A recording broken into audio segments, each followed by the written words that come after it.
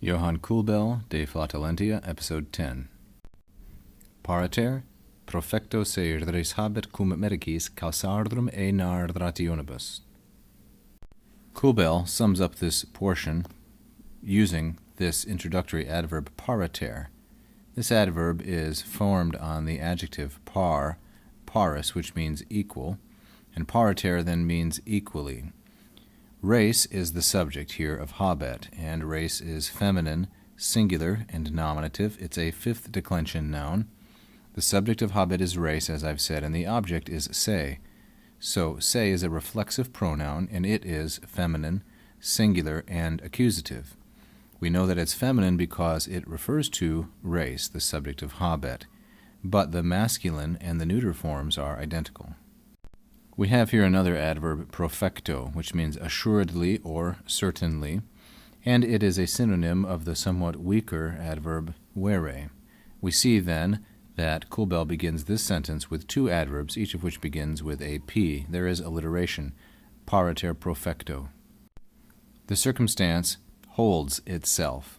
Obviously that's a poor translation, but when habere is used with a reflexive, like it is here, it describes a disposition or a condition.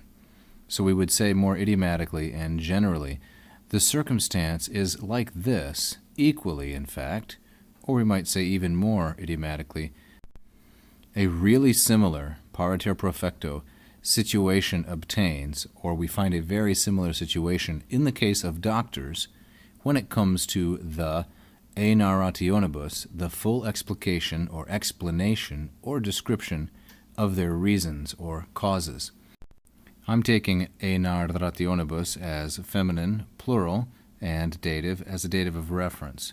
So an entirely similar situation exists in the case of doctors when it comes to, or with reference to, their full description, their explanation of causes or reasons.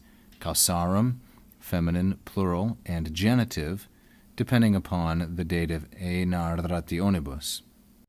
And the derivation of this noun is quite straightforward. It's the verb nardro, nardrardre, first conjugation verb, which means to describe, with the emphatic prefix a, and then this is the noun formation.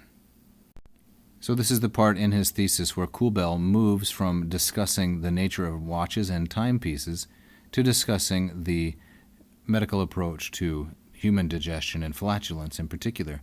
For those of you who have been following the series closely, you may be somewhat disappointed that we never got to the actual subject of the title, but we will likely continue this series at a later point.